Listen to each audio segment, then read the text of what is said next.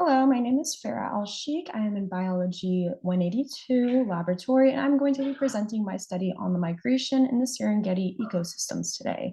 This is going to be featuring some research from studies done by Amanda Zaboleski and Colin Tourney. This research is going to be in support of my hypothesis, which involves migration. So migration is the usually long distance movement of an animal population to another habitat, which can happen for many purposes. It can be seasonal sometimes due to climate, safety, food, and other issues.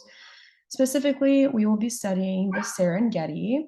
Um, these are a large plains in southern eastern Africa, and it's home to a large diversity of species, famously known for the annual wildebeest migration.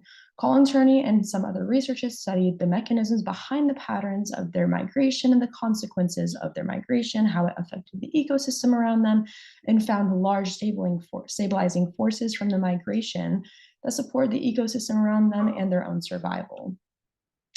So the main question being asked today is, does the Serengeti, I apologize for my dog barking in the back, does the Serengeti wildlife mainly migrate for food and safety purposes?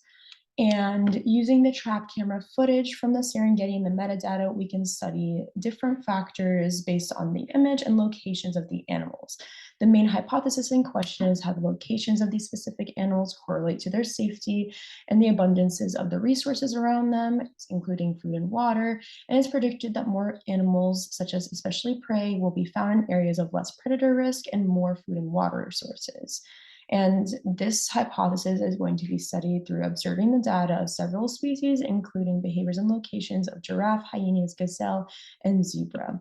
Specifically, this is going to be studied using the JMP statistical software, using the Serengeti metadata file that includes millions of photos of trap camera footage that has lots of data attached to it based on the location, for example, lion risk, tree density, distance from river, etc.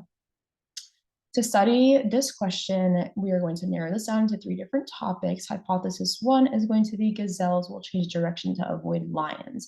And it's predicted that gazelle will find areas closer to the river with lower lion risk as they have a need for survival.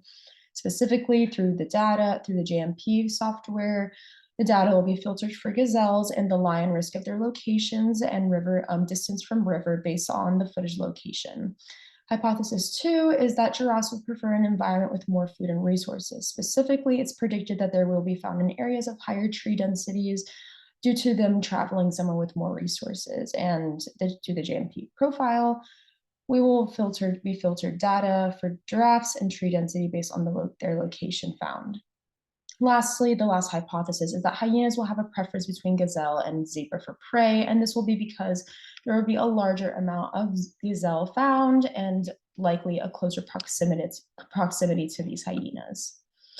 The first set of results was from hypothesis number two, that giraffes will be found in areas of higher tree densities.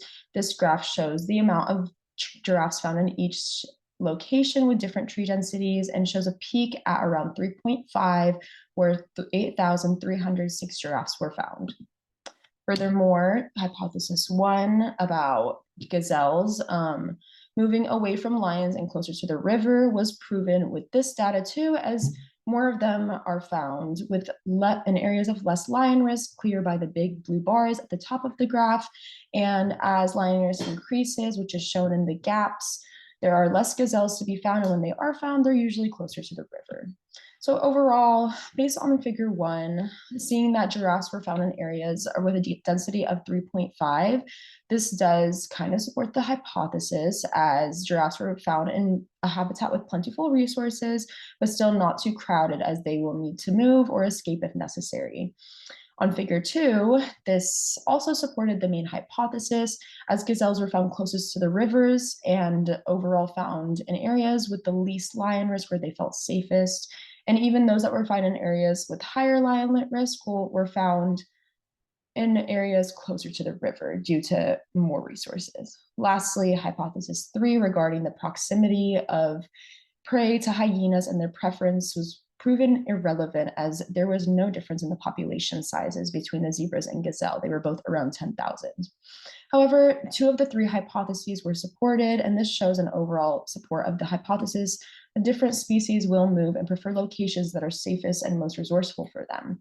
Some implications are that the trap camera footage is not always accurate. It is motion sensitive, so some individuals may have been captured on the camera multiple times.